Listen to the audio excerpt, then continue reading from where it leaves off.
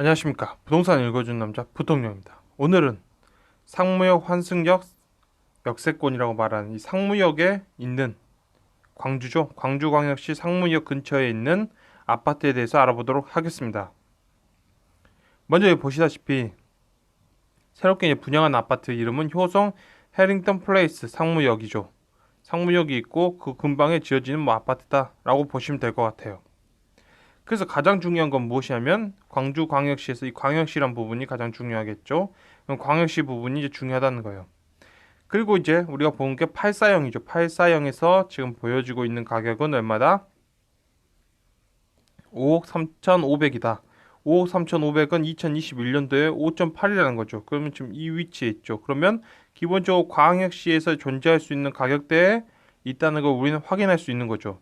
그러면 이거는 광역시의 아파트 분양가가 맞다라고 할 수 있을 거예요. 자, 이곳에 이제 보는 내용들이죠. 이곳에 어떤 다양한 프리미엄들이 있다면 교통 프리미엄 있겠죠. 뭐 역세권이다. 뭐 2호선 내용이 있다. 그다음에 교육 프로그램 프리미엄 돼서 상무처 뭐 중학교 평중 뭐 고등학교 뭐 전남고 뭐 이런 식으로 학군이 있다. 그리고 그 옆으로는 백석 산책로 그다음에 운천호수공원 뭐 이런 식으로 있다. 이런 얘기겠죠. 기본적으로 상무역이죠. 상무역에 관한 이야기를 하고 있는 거예요. 그러면 우리가 보고 싶은 건 그런 거죠. 우리가 새롭게 지어진 아파트가 이 위치라면 그 전에 우리가 지금으로부터 한 8년 전이죠. 8년 전에 7년 8년 전에 분양했던 아파트를 보자는 거죠. 그러면 그게 상무 SK 뷰가 있다는 상무 SK 뷰 아파트가 있다는 거죠. 자, 그래서 이거 2013년도에 분양을 한 거예요. 자, 이걸 보시다시피 이 그림들을 놓고 보자면 기본적으로 우리가 이 그림과 이 그림을 놓고 보자면 우리는 알 수 있죠. 무엇이냐면 뭐 그다지 바뀐 건 없다라는 우리는 알 수 있는 거죠. 그리고 뭐 그곳에서 내세웠던 이야기들, SK 뷰가 내세웠던 이야기들과 뭐 이런 식으로 보자면 뭐 이런 식으로 보자면 기본적으로 그래요. 기본적으로 같은 거죠. 같은 거다는 거예요. 그래서 결국엔 무엇이냐? 달라진 거는 대한민국 국가의 어떤 크기가 달라졌겠죠. 그래서 2013년도에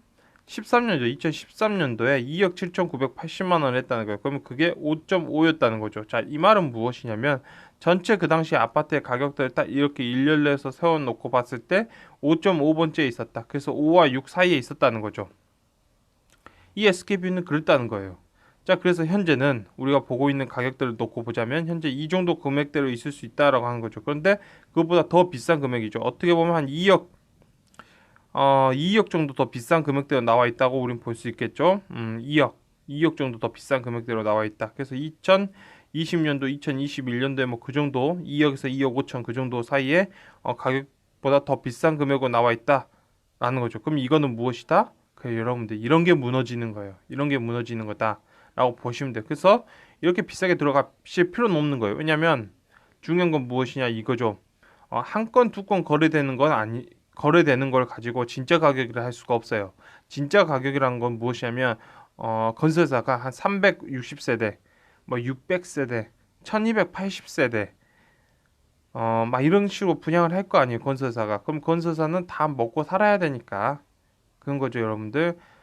먹고 살아야 되니까 짓는 거예요. 지었을 때 본인들이 별 문제 없이 판매해 버릴 수 있는 금액대로 분양을 하는 거겠죠.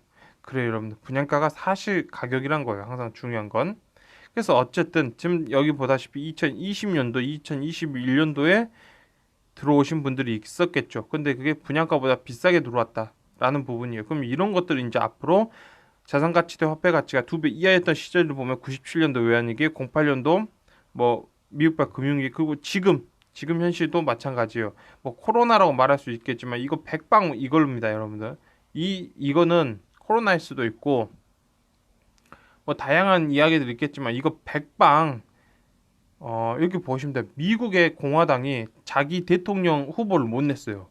자, 미국의 공화당이 자기 대통령 후보를 못 냈다니까. 자기 정치 이념 갖고 후보를 못 낸 거예요. 몇 년 동안 못 내냐면 2008년도 이후로 줄곧 자기의 이념을 갖고 있는 미국의 공화당이라는 말을 우리가 다시 돌려보면 미국의 국민의힘, 미국의 한나라당, 미국의 자유한국당이 자기 이념에 맞는 대통령 후보를 내지를 못한 거예요.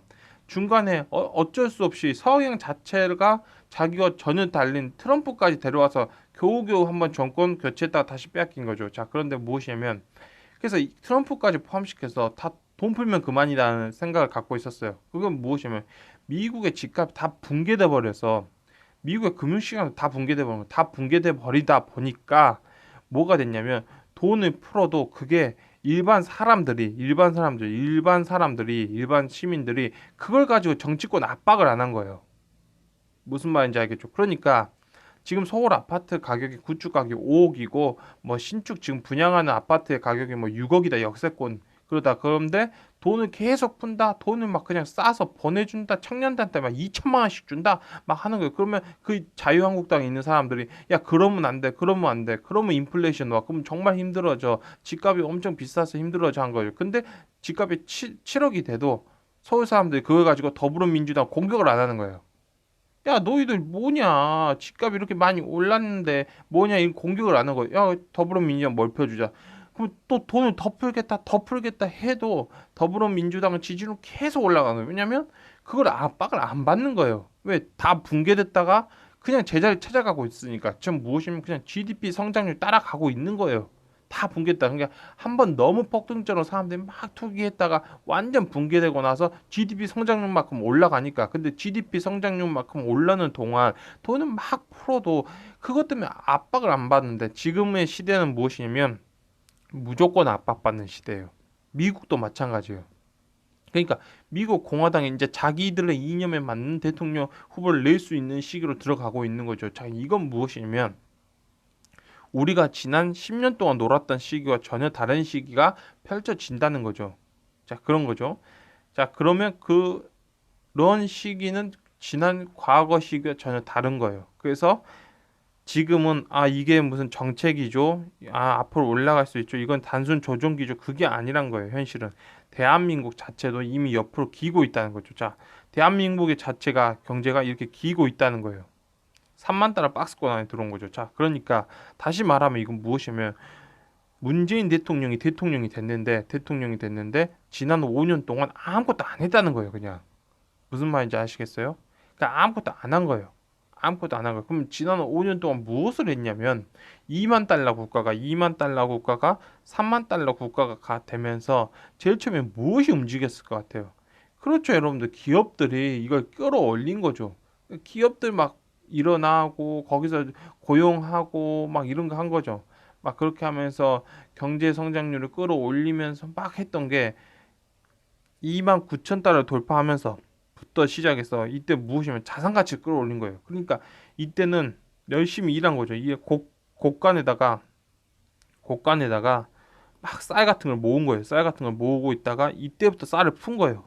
2014년도부터 시작해서 쌀을 막 풀고 2017년도 기점을 해서 완전 있는 걸 다 거덜내면서까지 그러니까 빚까지 빌려서 지금 다 뭐다 나눠주고 있었던 거죠. 그게 곡식이 아무것도 없는 거예요. 지금 열어보니까 곡식이 아무것도 없더라로 된 거죠.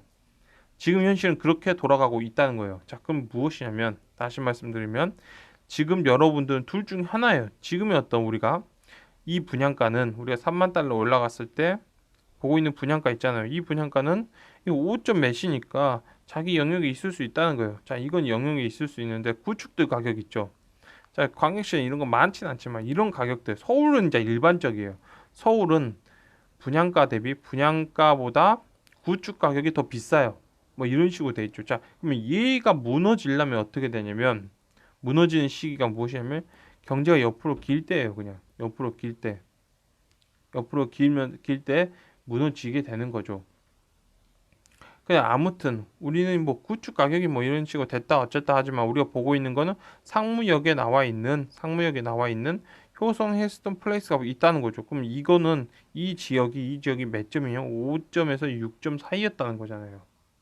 그래서 SK 뷰도 뭐 2만 달러 때 분양을 해가지고 3만 달러 가격에서 뭐 팔고 넘어갔다. 근데 지금 3만 달러에서 분양을 했다. 그러면 4만 달러 국가가 됐을 때 그런 거죠.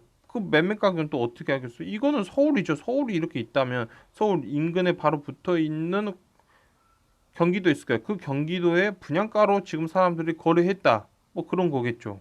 그러니까 중요한 거는 4만 달러를 가면 당연히 분양가가 상승하겠죠. 그러면 3만에서 4만 원이 간다면 몇 퍼센트 상승한 거예요? 40% 정도 상승했겠죠. 그러면 40% 상승한다면 분양가격이 지금보다 40%가 더 오른다로 우리는 알 수 있는 거잖아요. 그런데 구축 가격은 이미 40%가 올라 있으니까 그래서 무너지는 거라고요. 왜냐면 앞으로 10년, 20년 동안 대한민국이 40%더 성장했을 때 분양가가 그걸 뭐 안 넘을 거니까 그런 거겠죠. 자, 그래서 오늘은 뭐 이런 거 본 거죠. 효성 헬스턴 플레이스를 봤습니다. 이거 보니까 나온 결과가 무엇이다? 이건 광역시 아파트 금액대로 나와 있다. 그러면 이건 별 상관없는 거죠. 우리가 뭐 경제가 앞으로 어떻게 될까요? 금리가 오를까요? 뭐 이거 별 상관없는 거예요. 우리는 결국에는 GDP만 보는 거니까.